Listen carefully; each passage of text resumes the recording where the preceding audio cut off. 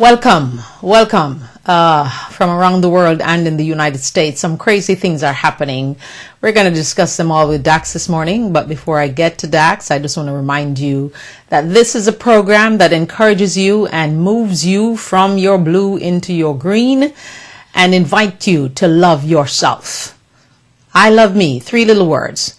And as I listened to TD Jakes this morning, and he was saying something similar but in a different way, and he said he put out a question on his Twitter page. What would you like your church to do for you? And he said he got hundreds and hundreds of responses, and and lots of people saying lots of things what they would like their church to do. But then he turned the question around and said, what would you like to do for your church? And the responses were slow in coming. And it brought him to the conclusion and the actual sermon that he did this morning. How many of us, we're always willing to receive things from someone else, but what are we willing to do for it? How are we willing to commit ourselves to do something for ourselves? And, I actually just go back to the detox that I'm doing with Rad Wellness Center in Plantation, because it's a difficult journey. I will not tell you it isn't. You don't feel hungry, so that makes it easier.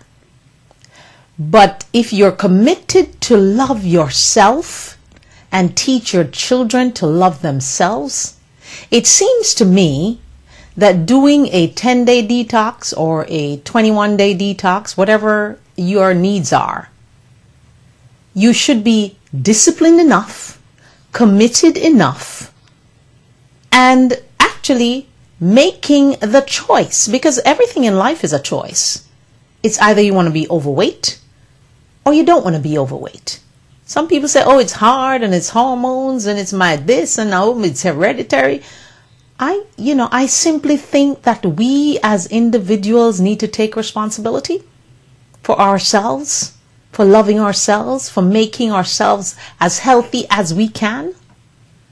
And as I listened to TD Jakes this morning, and he talked about people who claim they are your friends, and he simply said, do you have a friend in your life that is willing to cry with you when you're in your problems? When they're willing to do anything to get you out of that place that you are and be there with you to suffer your pain and feel your pain. And I thought about yesterday when Nina sent me my manuscript to read over, to make corrections. I couldn't get past the 3rd chapter because it brought everything back. And I just cried and I wept. And I texted her back and said, no, I can't do this. You have to help me on this. Because going over the story, and I only bring this up to show you that when you have tragedy in your life, you know for sure who your friends are. Because when I was going through what I went through, there were tons of people who volunteered to help. And when I decided to take Paviel out of the hospital and bring her home, there are another tons of people who promised to help. And I promise you, I saw no one. It was just me and my husband. Mostly me because he had to go to work. And yes, it hurt, but it was my problem. It was my commitment to do what I needed to do. So I did it. And I'm not telling you this to make you think that I am anything special or anyone special, because yes, I think I'm special because I love myself and I've taught my daughter to love herself. So yes, indeed, I'm special. But I just want you to know this day, this Good Friday, that it doesn't matter where you are right now. There's another place that God will take you beyond your imagination and beyond what you're expecting. So when I give you the words hope, love, and expectation for this week, I give it to you from my heart, my spirit, and my soul. Because that is truly what I want for you, because I have gotten it. Even though, yes, when you read the book, you'll cry with me. I know you will. Whether you're male or female, you're going to cry with me. But you will see that at the end of the journey, as the scripture says, weeping may last for a night, but joy cometh in the morning. So who are your friends? Who are the people you're hanging out with and thinking that they'll be there for you when your darkest moment occur? You need to reflect, and you need to take this Holy Week, which has passed. And I'm not saying, yes, I would want to eat some bun and cheese last night while my daughter and my husband were eating it. But I made a commitment, so I didn't eat the bun or the cheese. So I'm simply asking you to commit to something in your life. Let your voice be heard about something. Is it immigration that's bugging you? Don't be living in fear. Call Washington. And I'm just going to give you Congress's number again, as I normally do, 202-224-3121. That's 202-224-3121. And don't tell me that, oh, Diana, I don't know who my congressperson is or my senator. That's not an excuse. Call the number. All you need to know is your zip code. I'm sure you know your address. So if you give them your zip code, they will give you the name of your congressman or woman and your senator. And then they will connect you, and you will get to spill out your beans. Are you being abused as an immigrant, illegal immigrant here in the U.S. by your employer? Are you being beaten by your husband who believe you can't call the authorities because you're not straight, as they call it? You need to get up and stand up, as Bob Marley would say, and fight for your rights. Yes, and I continue because I had a wonderful guest on my show last night in the name of attorney Evan Rosen. Ron Rosen is a dad. Evan Rosen, and he does everything real estate. And he is truly someone who cares about you. He's not just a lawyer. And I'm telling you this because he was part of my personal injury team. So I know him. And he felt our pain. So he's not just a lawyer. He's a person first, a human being who cares about you and your issues with foreclosure or anything to do with the housing market. So I'm going to give you the number that he gave me for you to call Tallahassee and get them to stop these two bills that they're trying to use to push those foreclosures quickly out of the docket. In Tallahassee, the number is 850-488-4371. I'll repeat, 850-488-4371. And the House bill is House Bill number 87, and the Senate bill is the bill number 1666. And I'll repeat that as much as I can because I think it's important for people to stand up for something. Because if you don't stand up for something, you're worth nothing when you think about it. And as I look at the stories this week that are wow, I'm going to just invite Dax in as I run through them. Because if I start with gun control, I knew for sure that they were going to forget about those children in 3 months. Because everybody cries with you at the beginning. But in the trenches, they're gone. And so many people have left the game so that President Obama had to come out yesterday and say, shame on us for taking this off the top of the agenda. So what do you have to be afraid of? If you're an immigrant, ain't nobody coming to your house to try to get you deported. They don't have time to do that right now.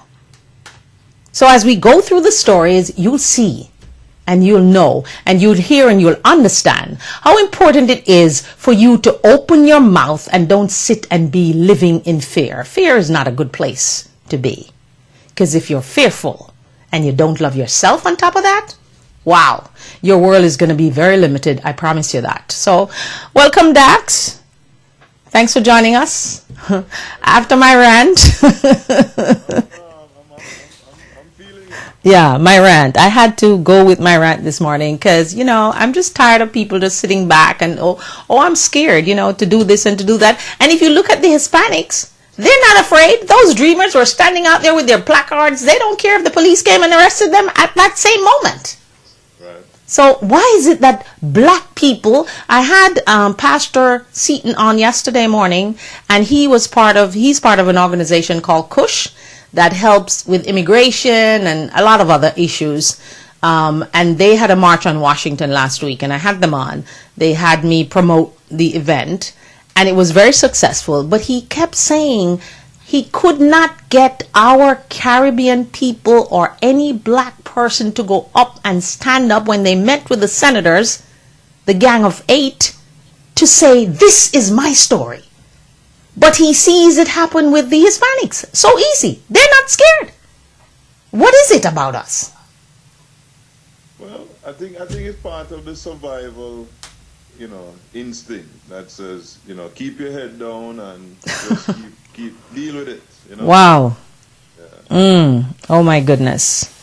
Anyway, I want to get to the gun control thing because I really think that was a wow story for me yesterday. Because I knew within myself when this thing happened last year, I kept saying, it's going to be just like Gabby Gifford. After a few weeks, a few months, they will all forget it and move on with their lives. And yes, here it is. President Obama is actually coming out now, going on a tour just to shame people into remembering. Yeah. I mean, One of the things with the gun control is that the advocates for gun rights, their position is they take it to the extreme of saying, well, if you take away the guns from me, how am I going to protect myself from tyranny? Right.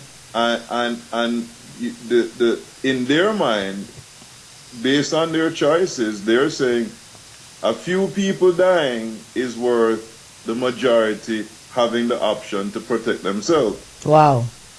And I'm not defending that position at all. I'm saying I think the challenge with it is that it is so ingrained in the American psyche. Yes. In terms of the constitutionality of the rights to bear arms. That it is a tough one. But we're not talking about taking guns away. But people believe that, though. Registering, tracking, and keeping legitimate or illegitimate transactions out of the thing. So, for me, I can't see why there's such a resistance to it. But it clearly there's something bigger than what we can. Exactly. Something bigger than us. Yeah. All right. The next thing I wanted to go to is something that's actually interesting, how Pope Francis is actually bucking tradition in Italy at the Vatican, and he actually included women in his feet washing, as you might call it, yesterday. So, I love the Pope. I'm not Catholic, but I am totally in with this Pope. He's almost convincing me to go to Catholic Church. I'm serious. Seriously, So, what do you think about that? He's actually included women for the first time. I think that any society that relegates women to any kind of menial position is mistaken. That without a doubt, women are fundamental. I actually did an article in the Caribbean Weekly about wellness for moms. Oh, okay. And the whole idea was around the fact that, moms have a major role, and there's no question.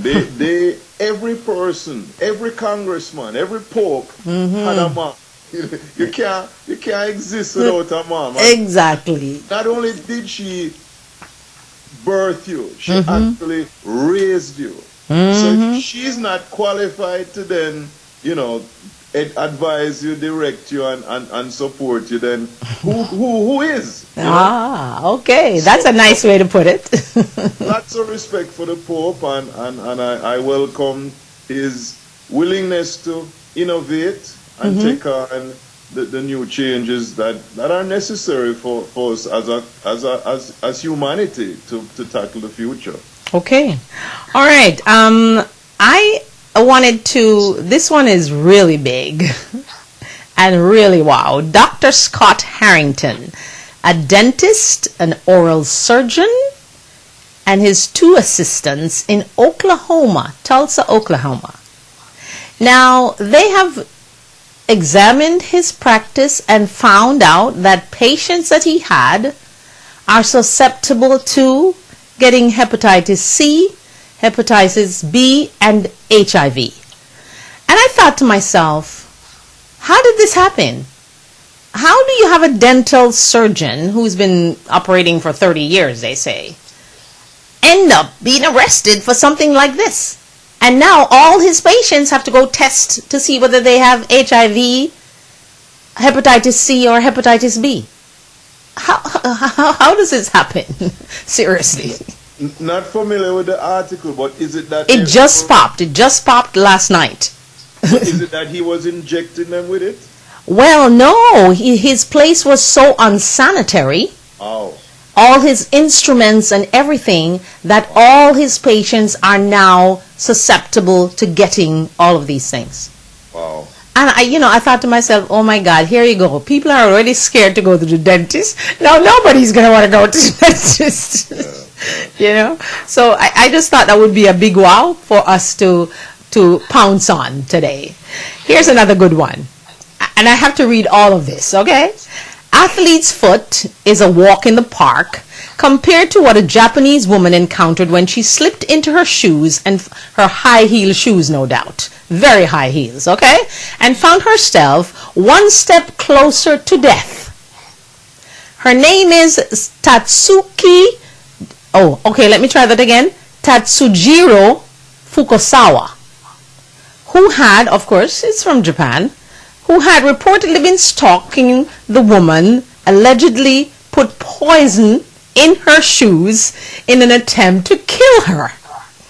The poison in question is said to be a nasty chemical called hydrofluoric acid, usually used to dissolve rocks. And though the victim didn't die, she developed gangrene in her left foot. When absorbed into the skin, the acid can lead to heart attacks. Now, when I saw this, I laughed. I didn't know if I should cry. I was like, who does this?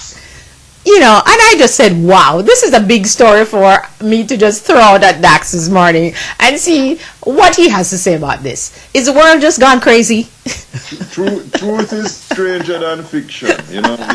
You wouldn't imagine that, even the wildest movies that kind of stuff occurs. But, love and it's absurd obsession in terms of these things, because you said the guy is stalking her. Yeah, it was a woman, another woman. Another woman. Yes. Jealousy. Ah, there you go. Jealousy. Okay. To get rid of somebody she don't like, and wow. No, I have to watch whether I put it on my shoe now. Yes, you gotta watch your shoes, because that's the reason I brought it up, because I said, now, okay, ladies, before you put on them high heel shoes, or even men, just in case you have a jealous girlfriend out there, you gotta watch yourself. This is increíble. Okay, here's another wild big one. Here's a case of morning sickness. You are gonna love this one, because this is right into your wellness business. Okay? All right. Here's a case of morning sickness that occurred after childbirth. And to the husband, not the wife, taking a break while visiting his wife, Tammy, and newborn son, Samuel, at Royal Gwinnett Hospital in Wales, Wayne Foster Wells stopped into the hospital cafeteria for breakfast, only to discover a maggot on his plate with his omelette and his sausage. though he reported that cafeteria personnel didn't seem bothered. Okay, so he reported it, they didn't seem bothered. An investigation has been launched. It seems the little bugger was a stowaway in a can of tomatoes. But, hey, at least Foster Wells was at the hospital when it happened, so they could have fixed him if he got sick. You know, Dax, this is just really funny. And I thought, okay, Dax said no canned foods. So, more than likely, you won't have no maggots in your regular food. But will you? Because sometimes you do have worms in some of those fresh vegetables that you buy. Absolutely. Absolutely. But, you know, and this may not, the truth is, the maggot wouldn't hurt you if you ate him, you know. Oh, Jesus. Oh, yes, because there are some countries where they actually eat maggots. Yeah, they're not, it's just heavy protein, good for you, no problem. So I thought that would be interesting to see if you are including that on your plan. No maggots. But if one slip in, don't freak out. Just move on. Oh, you know, God. The thing, though, you know, yes, a very serious note. Mm-hmm. One of the things that we feel is that disease occurs not because of the virus or the bacteria that are introduced to the body. Mm-hmm. It's that the body is imbalanced and unable to defend itself. So we are all exposed to the same, a lot of viruses and you know, negative microbial organisms every day. Mm-hmm. Or, you know, a healthy body or immune system is intact and is able to protect us from these things. Mm-hmm. So what we need to focus on is not about keeping our place sanitary and of course you want to bathe your body, you want to clean your environment, you want to make sure that you wash your food. So that's a given. Right. At the same time, we want to also create a balanced environment in our body, so that when something that shouldn't be there comes in, the body's natural ability and immunity can put itself to work, defend itself, and properly allow us to maintain maximum health and optimum wellness. So, again, I'm not suggesting that, you know, it don't matter what you eat. I'm suggesting that making the choice to eat foods that are healthy, but at the same time staying focused on keeping the body in balance, right, is the key to optimum health and optimum wellness. Okay. Before we get away from that, I just wanted to talk a little bit about my journey on the detox plan. Okay, this is a Diana Wright Show live online. My special guest this morning is Dax Dunn. We do this every Friday. It's, you know, the Friday where I pick out some wow stories and kind of throw them at Dax and see what he says and what's his comments and how he thinks, what's his opinion on those stories, okay? They're my picks, not his picks. I told him that he could make his own picks. So I'm not being selfish in the game, okay? He can pick his own stories too that he wants to bring to light. No, you're doing a great job, and I'm happy to come along with the ride. Okay, all right. But, you know, I just want to look at I'm only doing this thing for 10 days, all right? Is it 10 days the minimum that you would do for anyone? Say someone wants to just detox, but they have less than what I wanted to lose, 5 pounds, whatever. Is it just a detox that someone could actually do without wanting to lose weight? Okay. You know, the reality is that one of the challenges we face is our habits. Right.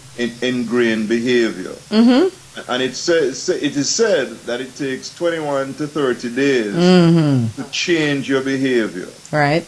So no, I will tell you, I'm the first to tell you that 75% of our clients get their results. Okay. But of that 75%, probably only 50% of them are able to make the long-term incorporation in their life to maintain optimum health and optimum wellness. Okay. So the other 50% end up struggling because their habits that they haven't changed. But usually they'll come back 3 months later, gain back 5 pounds, they get back on the program again. So let me go back. The 50% who do the program and get it and make the changes in their life, All right. that 50% continue to lose weight at a much lower rate than when they're in the program, but they're able to incorporate exercise, maintain a proper eating habit, allow their body to detox regularly, and they see continued results and weight loss after doing the program. The other 50% that I mentioned, they struggle because they find themselves being tempted to eat certain foods, not being able to truly understand how to incorporate the changes. But again, they'll incorporate, say, the water, but they can't give up meat. Or they'll incorporate, eating a certain way, but when their friends invite them out, they don't know what to do there. So it's a lifestyle, and it's not something that happens overnight. Right. Back to your original question, though. A 10-day program is great for you, and you are not our average client. The average client is looking to lose 35 to 40 pounds. And there's a huge community of those people in our community. Okay. And I mean, if you walk around and the average American, white, black, doesn't make a difference what race. 40 to 50 pounds overweight. And those of us who are 15 to 20 pounds overweight actually look like supermodels, So it's a bigger challenge than a couple of days. It really is about incorporating into your lifestyle the tools to really see this for the long run. So we really recommend 21 days as a minimum. Right. And if the person is like you, we'll say do the 10 days. Okay. But still pay attention to your body over the other 11 days of the program, and at the same time through the stabilization. So even if you stopped after 10 days, there's still another 21 days of stabilizing the digestive system. It's a lot easier than the first 10 days on the program. Right. You really want to avoid heavy carbs, complex sugars, and allow the body to really reestablish its natural digestive flora. And that will allow you to A, maintain your results, and B, maintain a regular bowel movement and a healthy digestive system. Okay, so the bun and cheese is out. For this Easter. Put it away. Put it in the fridge.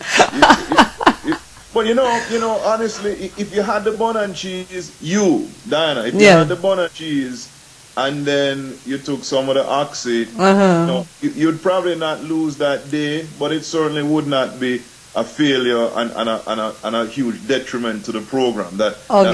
It's not that there's good food and bad food. It's just that there's an oversupply of the microbial organisms that we need that process the carbs. But if you have too many of them, then your body is gone into a mode where it starts storing body fat, and it's allowing a lot of these microbial organisms to flourish in the body and create disease.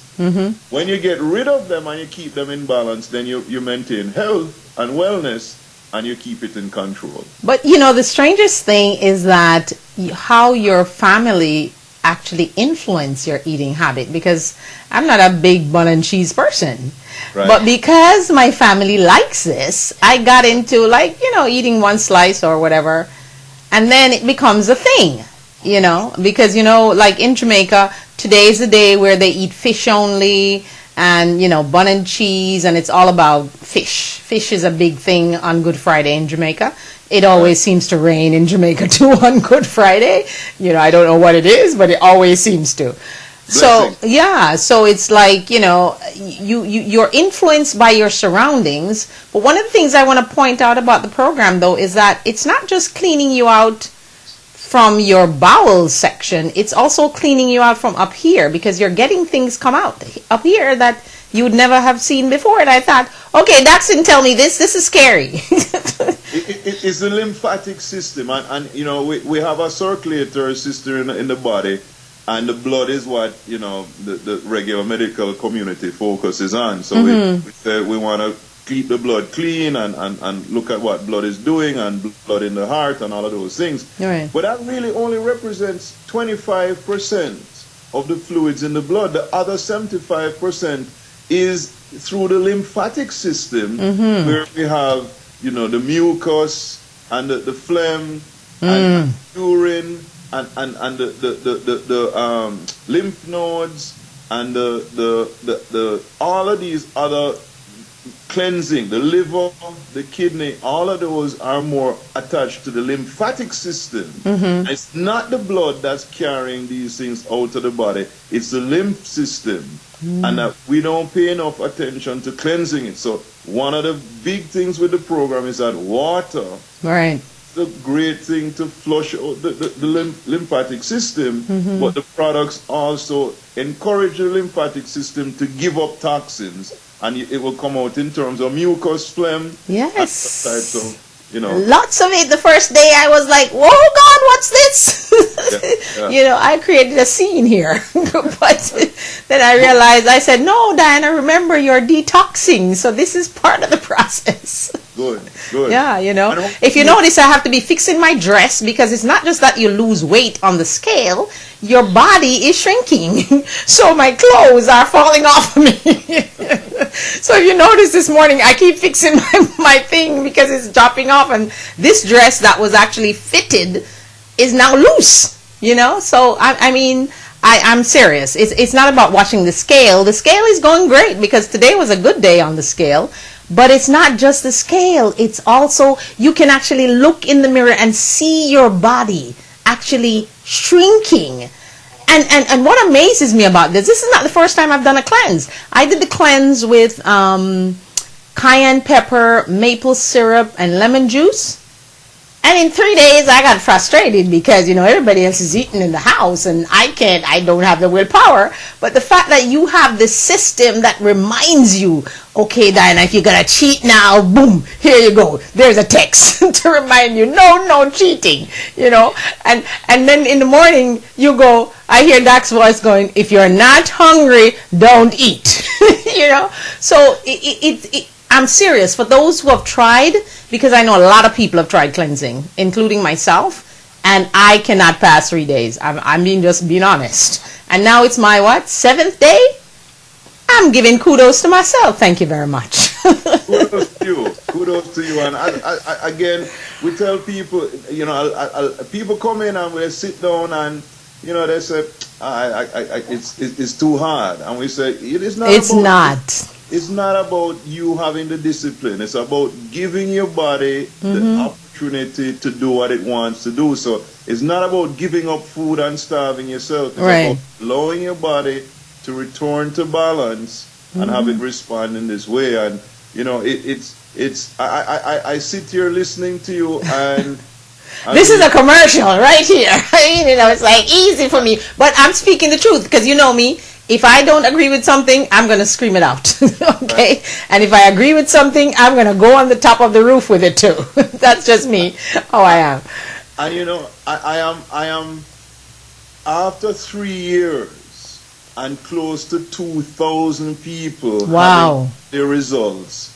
As I say, you know, I will tell you, you know, yes, there are that percentage who get on it and give up after a couple of days. It happens. Yes, it will happen. But of that group, 90% come back within a month or two. That's a good thing. You know what, guys, I know it was that I wasn't ready to do the program. Yes. Let me give it another shot.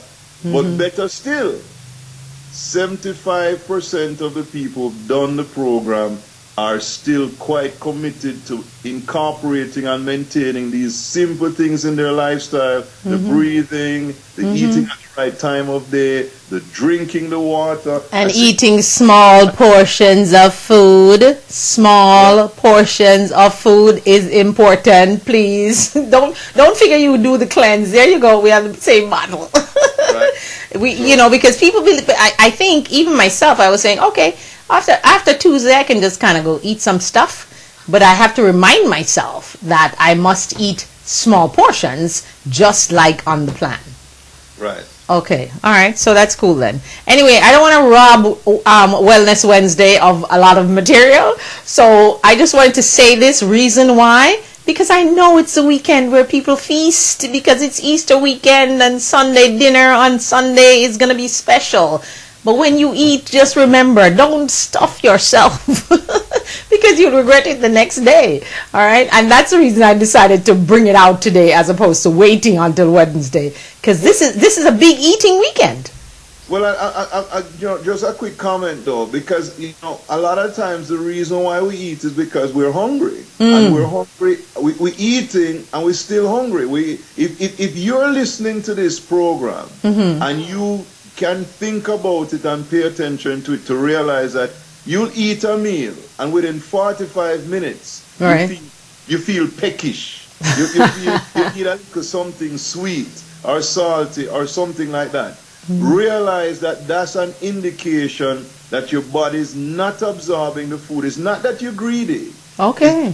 Your digestive system is dysfunctional, and you're not eating you're not receiving the food that you're eating. So you're eating the food, but your body is not absorbing those nutrients. Why?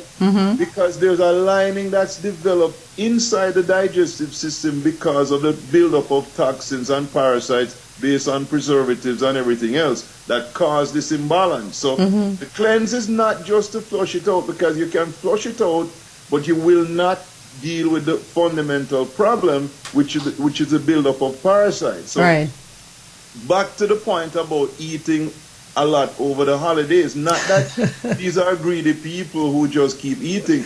You and I now will go into the holiday and eat, and we'll eat a few pieces or something and feel it, enjoy it, our body will receive it.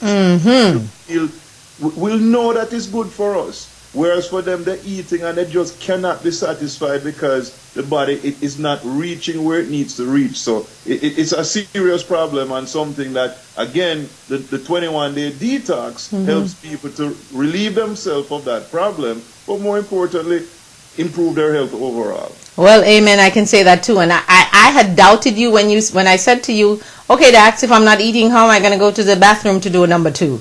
And you said, no, you will. And yes, you were correct. So anyway, we leave the rest for Wellness Wednesday. All right. And don't give away too much information. Anyway, let's get back to Wow Friday and the big news of the week. This one is a little, should I say disturbing or disappointing is more the word? A Republican congressman from Alaska on Thursday used a slur referring to immigrants, particularly Mexicans. Amid a hot-button debate in Washington over how to overhaul the nation's immigration laws, Representative Don Young, a 21-term lawmaker, referred to immigrant workers as wetbacks, a term that could threaten to inflame the debate about immigration reform. He said this, "My father had a ranch. We used to have 50 to 60 wetbacks to pick tomatoes." Young said in an interview with the radio station KRBD, he was discussing the number of jobs that have been made irrelevant due to the advances in automation. It takes 2 people, he said, to pick the tomatoes now. It's all done by machine. While the veteran congressman wasn't referring directly to immigration reform, his remarks certainly cut against the broader Republican effort to repair the party's dismal image with Latino voters.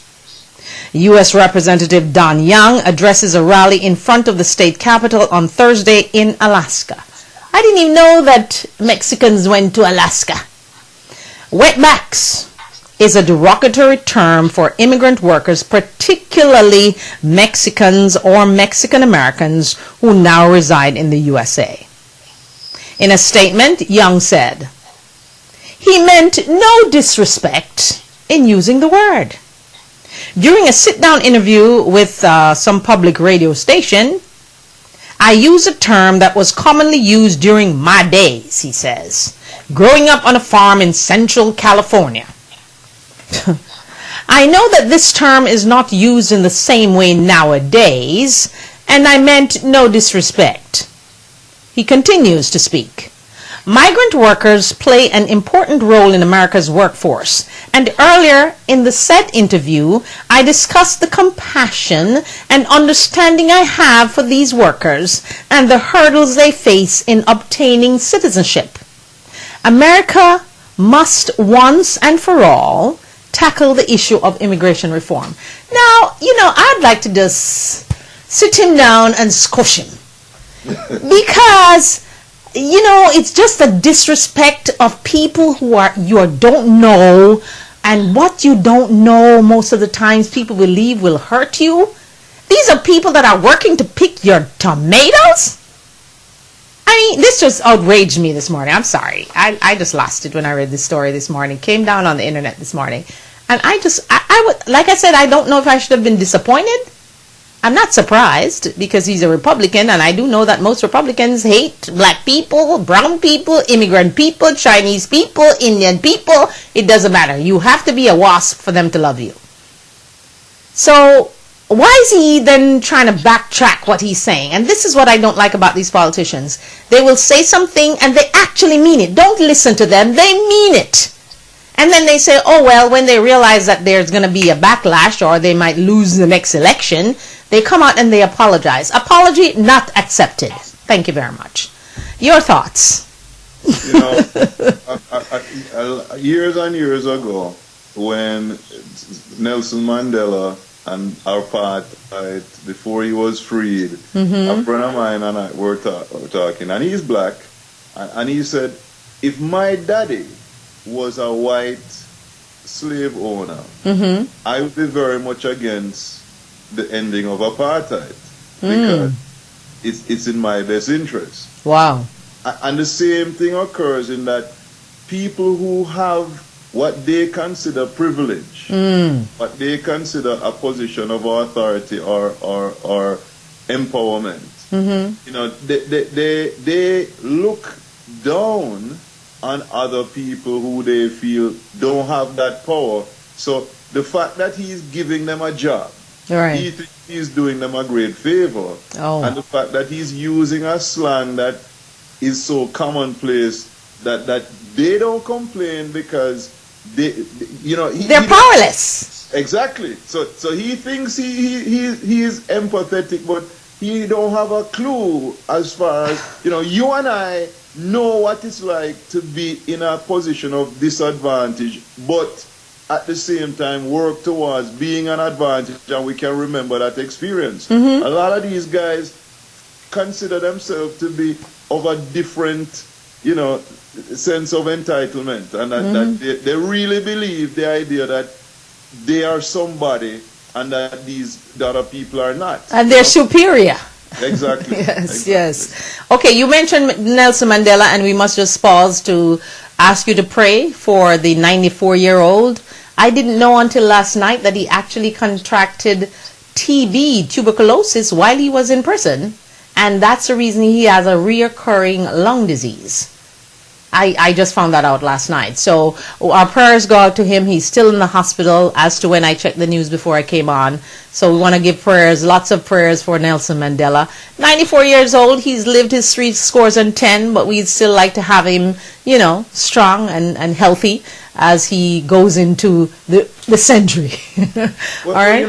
One of the other things that I feel is that there is so much to learn about life, about overcoming. I have very few heroes. And I actually say if there was somebody who, if I had any opportunity to meet, to sit down with and spend 15 minutes with, just to to be in his presence. That is the man that I would definitely. I mean, I can't believe you just said that you have no heroes, because I don't either.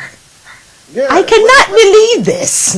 I never had a hero. My mom will tell you that I was never the kid who wanted to go to a concert and be up with the stars or anything like that, because I believe I'm my own star. I'm sorry, call me crazy, but I can't believe you actually just said that, Dax. It's And we have funny, never discussed it. We've Right. never had a discussion about this. but like when I'm on Facebook and these people posting, so and so said this, and I'm like, well, you ever read what I said? Because I Exactly. Them never invent intelligence, they never invent consciousness. We are conscious. And Yes. we realize it and start practicing it in our daily lives as far as being aware. And yes, I am my best hero. Exactly. Absolutely. And when I can find other people who believe in themselves is a joy, Yes, and don't forget, that's the reason I preach I love me, because it is important, because you are your own hero. You should be your children's role model. No one else should be.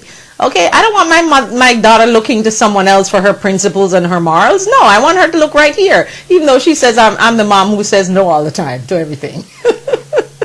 Because she will come and she goes, okay, mommy, I'm going to ask you this, but I know you're going to say no. I said, no, don't do that. Ask me what you're going to ask me and let me speak and tell you. And sometimes I surprise her. I say yes. But just the mere fact that she coming to you and asking you means that the dialogue is there and it's open. So that is the blessing, that when they stop talking to you, that's when you have to start worrying. The fact that she's able to come, bring it to you, and know the possibility exists. She trying to set you up by saying you're the mommy. No, but she knows. Obviously, the possibility of yes is there, because It's there. she wouldn't have asked you. So Yes.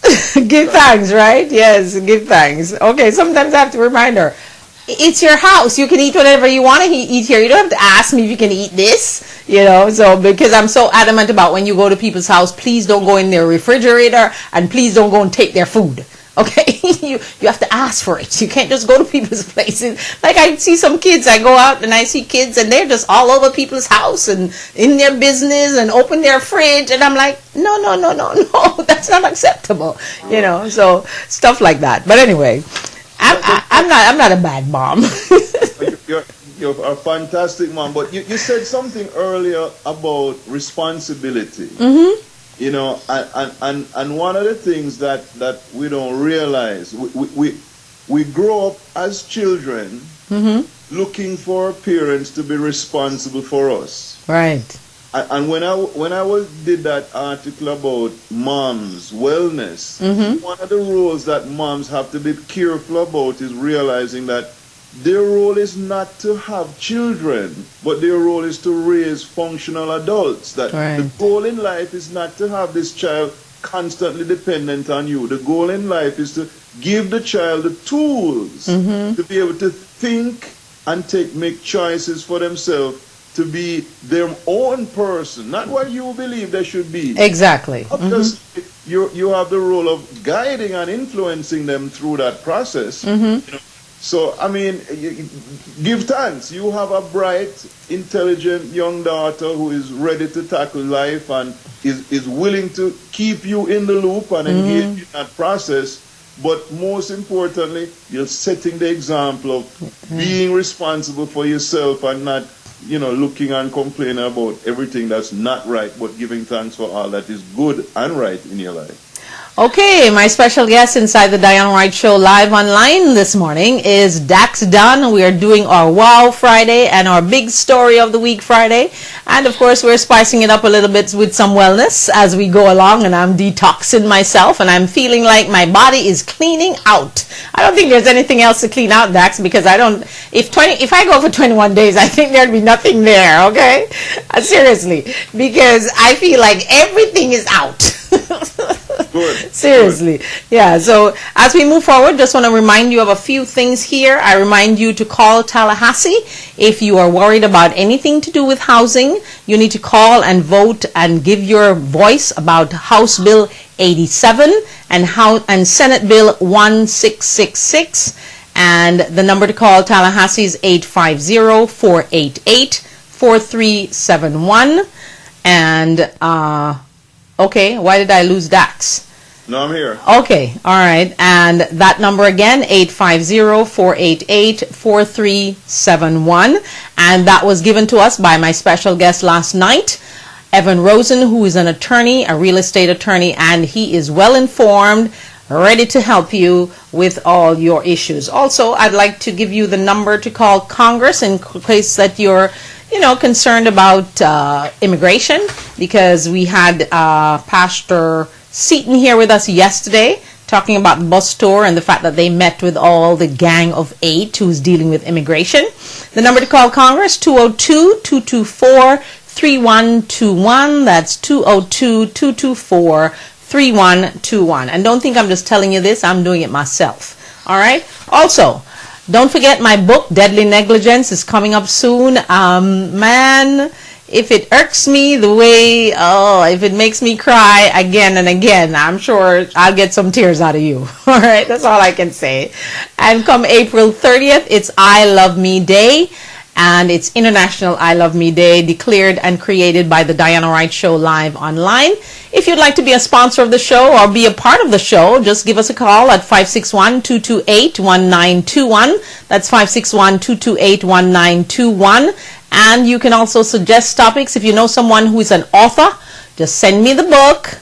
Call and get the address to send me the book, and then I will interview the person, but I like to read the book before I interview people. I don't like to just be cold on an interview. So let me know, and I will certainly accommodate you. Once again, welcome from around the world and in the United States. This is Wow Friday, Big Friday with Dax and Diana. All right. Okay, Dax, let's get back to some other news here. This one is going to shock you. In Arizona, where Congresswoman Gabby Gifford was shot and almost killed, a real estate agent, Sean McClurky, decided and plans to start handing out shotguns in May for free. It's called the Armed Citizen Project, a national campaign, no doubt, to give shotguns to single women and homeowners in the nation's crime-ridden neighborhoods. Sean, the realtor, says if you are willing to protect the citizens of Tucson, someone is going to do it. Why not me? Why not have armed citizens protecting themselves? And you know they have already raised $12,500 for this, and they're planning to raise much more. McCluskey says plans to put signs similar to the sign that you put on your house that you have an alarm. They're planning to do yard signs that says, homeowner is armed. This has divided the community in Arizona, no doubt. Some residents say this: we could take that $400 for a shotgun and give it to people so they can go out and buy groceries, pay their rent, pay their utility bills, something useful, and pay everything else that they need. One association president, Cindy Fayala, she says this: vigilantism is not the answer. And I agree with her, because I think if you start arming everyone and giving them free guns, just imagine going to a restaurant and you bounce on someone who doesn't really like you and see how fast they're going to pull that gun and shoot you right there in the restaurant. At school, if the teacher has a gun and she does not like a student misbehaving, what is she going to do? I'm serious. Dax, this is just outrageous. What are your thoughts on this one? I just think this is outrageous. It really is. So, you know, the goal is not for us to agree on everything. Okay, all right. But I don't disagree with you at all. And Okay, all right, good, good. only sharing the perspective of those who believe that if you arm yourself, then you can protect yourself. The problem is we saw that in the wild, wild west. And what we see that in the ghettos in Jamaica today, that you know a group of people say, well, they have guns, we can only have guns, but all you have is more killing. You know? So beyond the guns, I think what we need is more of an education. I think the mistake is having a conversation about guns. These are a piece of metal, gunpowder, and stuff. A gun have no intelligence. Right. What we need is to tap into the intelligence of young people to realize that those who believe that crime can lead them to some type of success are ignorant of the fact that crime does not pay. We do not see it being a viable option towards a better life. It don't. And at the same time, to suggest that we don't want to hear about the problems of these people because they are criminals, Right. only perpetuates that community growing bigger and taking more irresponsible actions. So you can't fight them. We have to embrace the crime in our community as our crime, not their crime. That if we have a gun and we can protect ourselves, then the crime don't exist. Right. What we want to do is say our kids are committing crimes. We need to engage them to realize that there's a more productive way for them to participate in our society, Yep. and therefore the need for guns go away. I mean, I think it would be, it could be, you know, in one utopian concept. Yes. Everybody has a gun, Wow. but we don't live by the gun. We live by love, and therefore we have the gun as a resource if we can, when we need to use it. But if we're living by the gun as opposed to living by love, Right. then we always have guns being used and death occurring. But I don't know if I'm making any sense. Yes, you made sense. I just don't agree with the part where people should be giving people their money to go buy food and all that. I think people should be try to be self-sufficient as much as possible. Yeah, you need a little help here and there, but you know, I don't necessarily advocate that. Right. So let me just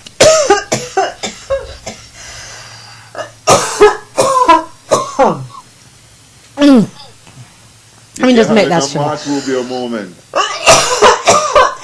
Yes, I am. I am. My throat is tickling.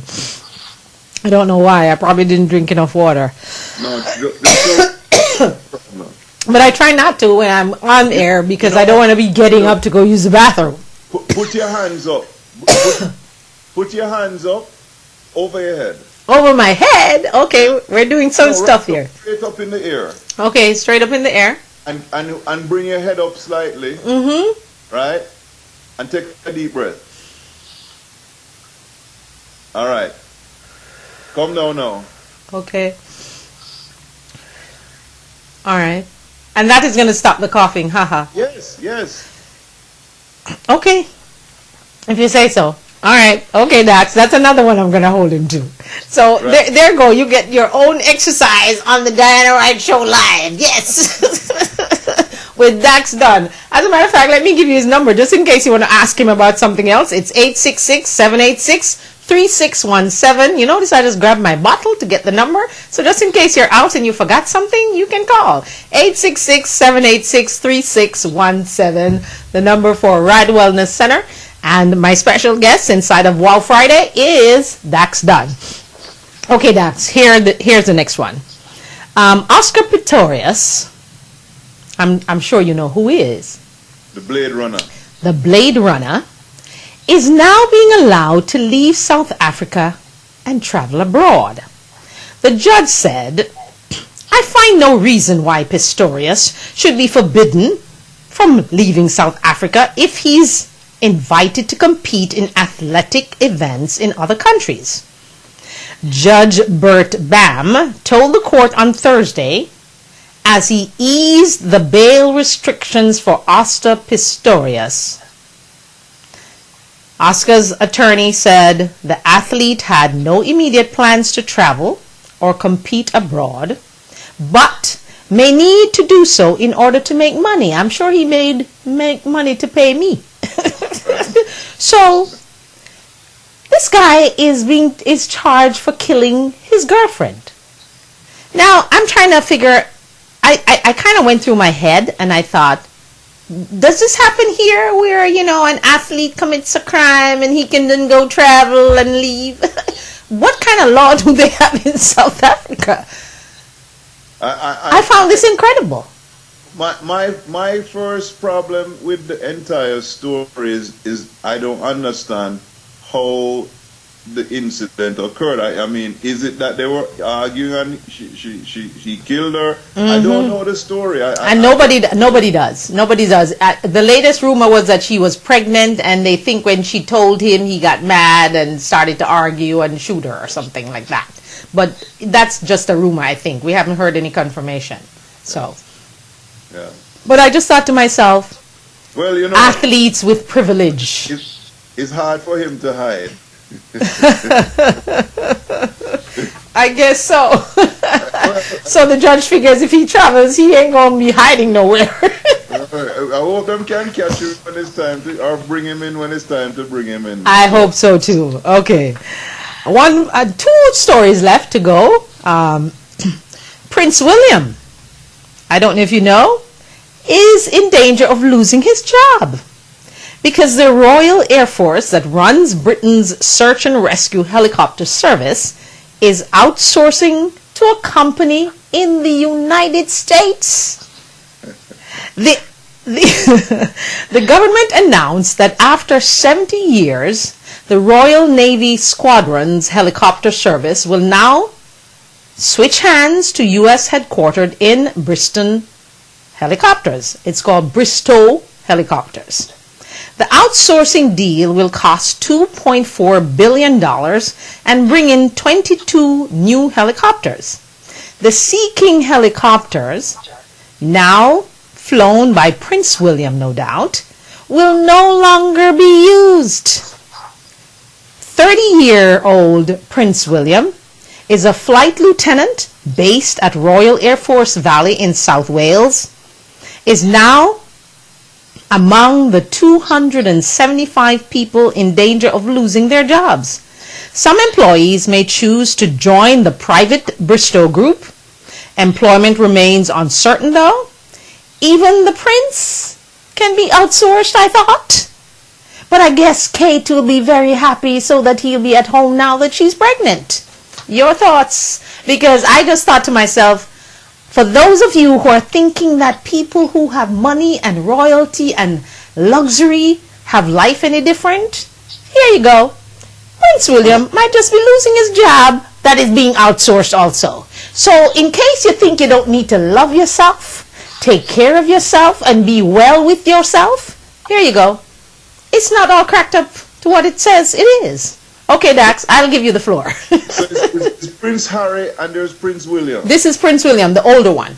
Okay. Yeah, Prince Harry is actually coming to the U.S. for another visit. You know, the last one he came to in Vegas didn't go so well when all those nude pictures went on the internet. But he's coming back now, they say, in a more royal capacity. So he will behave himself. And guess where he's going and who is his chaperone?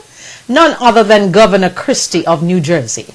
Oh, wonderful. So I think he'll be on the heavy manners. You know, Governor Christie gave me, I scored a lot of points with me, you know, since the election. Yes. In his willingness to really be balanced. Exactly. We don't need him to become a Democrat. Mm-hmm. I'd love to help him lose the weight, though. Yes, because, you know, he told off that doctor who was the White House doctor for Bill Clinton, President Clinton. He told her off because she was trying to diagnose him all the way from Arizona, and he just said, "Lady, you don't know me, shut up." I I just love his style. He just tells it like it is. Like I heard him in an interview, which I kind of got mad when he did that though. When there was a woman in an interview thing that they were doing with people, and the people have a choice to make an opinion or make a comment or ask a question, and the lady asked him, why is it that your children should go to private school and our children have to go to public school and endure all the problems and whatever? And you know what he said? None of your business. I mean, I was like, whoa, who does that as a governor? But, I understood now that I understand him a little better, I see that's just his personality. Yeah. He just can't help it, But anyway, all right, next news that I thought was actually quite funny. You can now rent a mourner. Did you get that? Yes. An Essex UK-based company.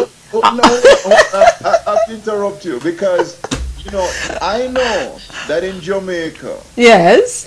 District. Don't tell me that they rent mourners in Jamaica. There are certain people who always at the funeral and them the most nice. So they're just not getting paid, but them get paid because they come eat the food. Oh my God. I thought it was so funny. I was cracking up all morning. I was like, okay, I'm going to leave this for the last story with Dax because I think this is, after we finish laughing, we won't be able to speak. So let me read the entire story though. Rent a Mourner, an Essex UK company that's a base company in the United Kingdom, offers trained grievers who will attend any funeral for a fee.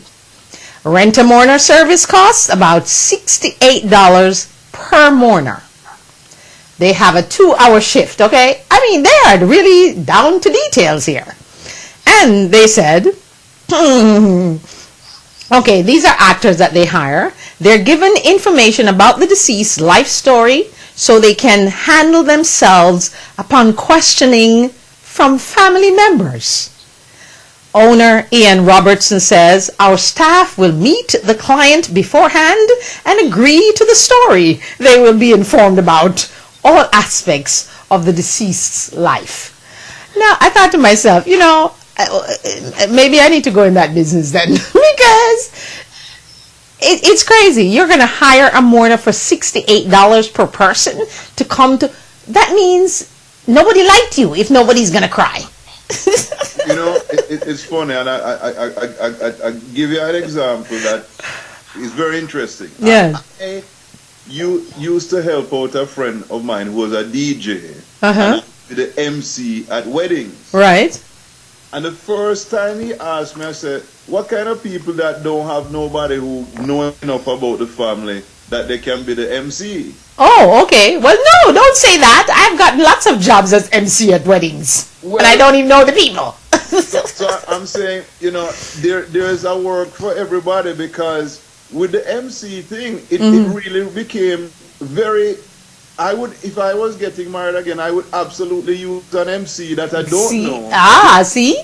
It's a professional that would carry the thing along in the right direction. So now you died and you have these family members who are coming to the funeral and you say, all right, I'm going to make sure that them come and them know how to conduct themselves in the right way. So, or you just don't have enough people who care about this particular family member, but you don't want it to look bad. So, I hope that when I die, I don't need some professional more. Well, me too, because this is my story. My story is, just give me the people that care about me. Do not allow anybody to come to my funeral that you think didn't like me. I've told my family that already. And I said, all I need, don't go and put yourself in any debt to buy me no fancy coffin. A nice box, simple box that they do in California a lot, which they're calling the green kind of funeral. Right. And a nice stone with my name written on it. That's all I need, because I don't need anyone coming to dump my body out and take the expensive coffin that you just purchased. And they will, destroy the headstone. And if that's simple, nobody will bother. Right. So, and all I ask, please wrap me in some silk cloth or some linen, because I like fine things. That's it. There you go. That's my funeral arrangement. I'm serious. And I told my daughter, please do not have a big funeral where people come and they didn't even like me, but they're there. Why are they there? I think you should only go to someone's funeral if you actually cared about the person. Sure. Okay? Just like you should not be invited to someone's wedding if you are just their co-worker. No. So Sure. anyway, let's hear your thoughts on that. I agree with you. The idea for me, as far as my focus is really about celebrating life. So when I pass, I'd like people to think about me when I was alive. I believe that I will leave the body. Yes. And I will move on to a new dimension in existence. Okay. And, as far as how they choose to deal with it, I actually am entertaining cremation, Oh, you do? Well, I hate fires, so I could Yeah. not deal with cremation at all. I told my daughter and my husband, if I die before you, no cremation, please. I don't care how cheap it is. I do not want it. Because I don't like fires, okay? Well, I don't like fires when I'm alive, but when I'm dead, I don't. It's okay. Oh my God, that is too funny. Okay, so let us end on this note now. There's the five fastest growing cities in the U.S. Can you guess what they are or where they are? Seattle. Is Seattle one of them? No, you failed the exam. You failed. Okay, let's give it to you. Heard of it. Raleigh, North Carolina. Uh-huh. Austin, Texas. Uh-huh. Las Vegas is coming back, baby. Right. Orlando, I was very shocked about that one. Charlotte, North Carolina, and South Carolina. Those are the 5 fastest growing cities in the U.S. at the moment. Okay, you want to hear the 5 slowest ones? Go ahead. Okay, you want to take a crack at it and guess one. I don't think you're going to guess any. Slowest. Slowest growing. You have to be able to guess one of these, Dax. Come on now. Detroit. Amen. It's number 2. Baltimore. No, they didn't actually make the list, but I'll tell you who else did. Number 1 is Cleveland, Ohio. Detroit, Warren, Livonia, Michigan was number 2. Buffalo, New York was number 3. Pittsburgh, I guess the Buffalo Wings ain't doing so well anymore. Because I'm telling you, when I was a flight attendant, the best buffalo wings that you can ever eat in your life is in Buffalo. It's been exported and outsourced. Yes, it's outsourced and it's no good anymore. Nobody can make it like they do in Buffalo. Pittsburgh is number 4, and Providence, Rhode Island, and Massachusetts, number 5. I was shocked about that. I thought only those fortunate folks live in Rhode Island and Massachusetts.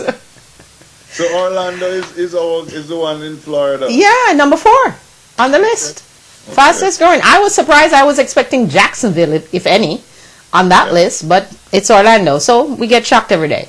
What do I know? Well, the other question is, why are they growing? Are they growing because there is more people? Are they growing because they're collecting more taxes? How do you measure growth? Well, they gave different examples, like the population was growing and, there were more jobs and the income is rising, little by little, much faster than everywhere else, that kind of thing. Unemployment was going down faster.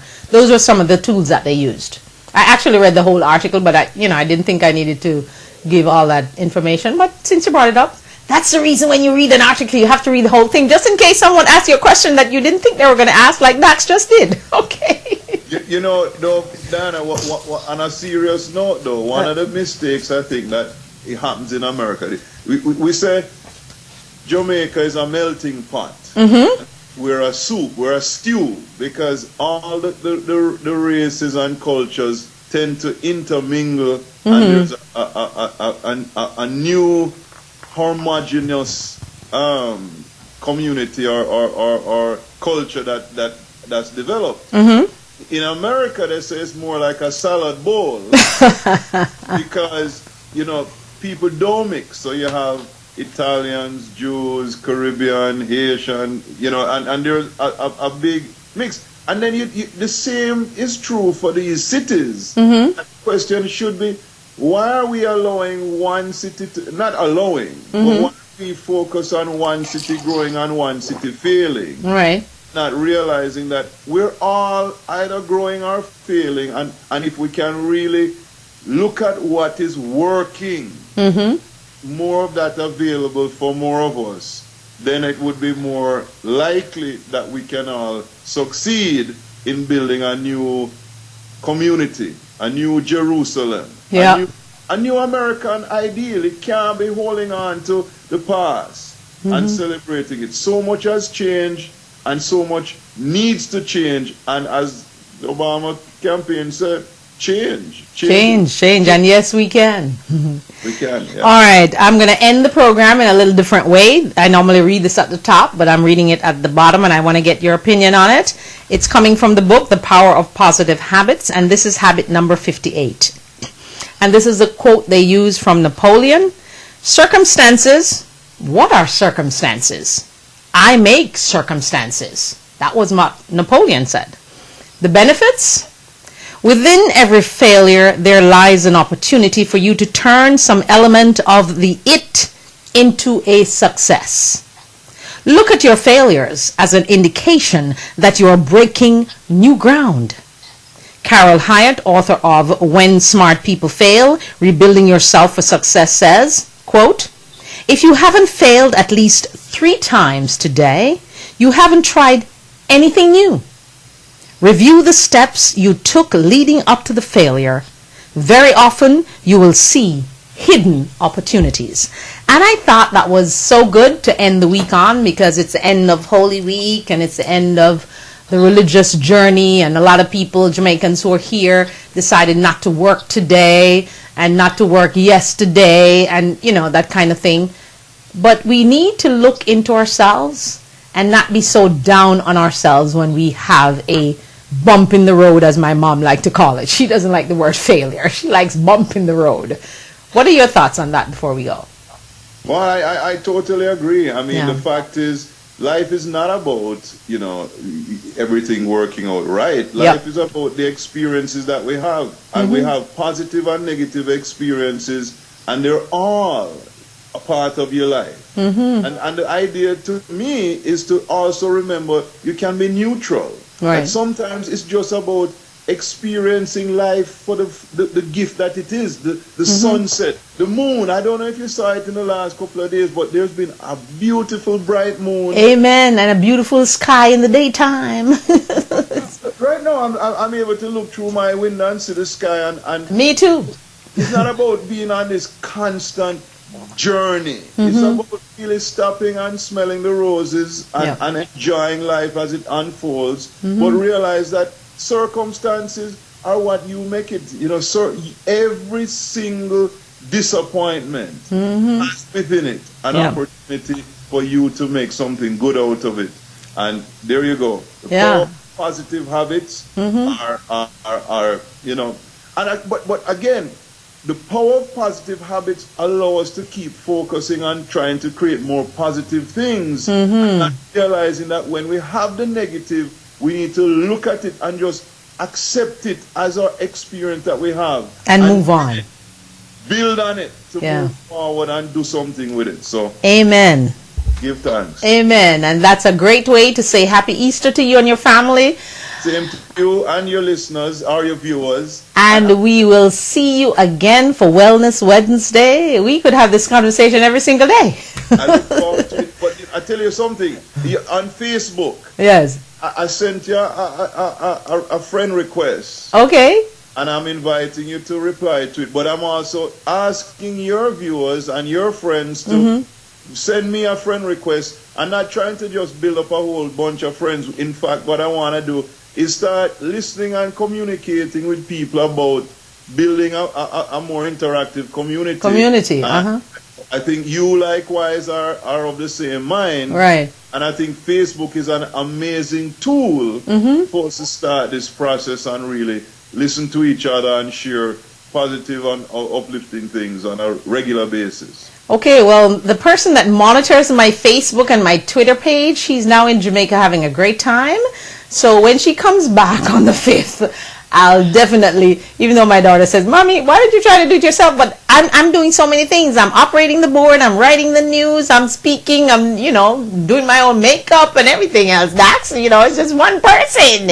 I don't want to overdo it and get ill, so she volunteered to help me out with that aspect, so I hope when she comes back, she will take it on. She told me that she took her iPad to Jamaica with her, and the hotel has Wi-Fi, so she'll be able to monitor. But anyway, because she called me last night, so I'll definitely make sure she looks out for that one. And thank you so much for joining me. Have a wonderful, wonderful Easter, and we look forward to seeing you again right here on Monday morning as we ask you and welcome you from around the world and in the United States to the Diana Wright Show live online. If you love something, set it free. If it comes back, it's yours. If it doesn't, it was never yours. Keep hope alive, keep love alive, and expect great things from God when you pray. Stay prayed up for the weekend and stay not eating too much, all right? We want you to be well, as Dax would say. Keep drinking your water, and we will give you more scoop on the wellness detox, 21-day detox. I'm only doing it for 10 days, but we'll give you more juice about it on Wednesday, which is what we're calling Wellness Wednesday. All right? So we thank you so much for joining us, Dax, and we invite you to call Dax if you'd like to get more information. His number, 866-786-3617. Au revoir, ciao, adios, and goodbye. Okay, all right. Give thanks, Doc says. He likes reggae, so. All right, folks, thank you so much for joining me. I am going to go now, okay? Because I'm dying to use the bathroom.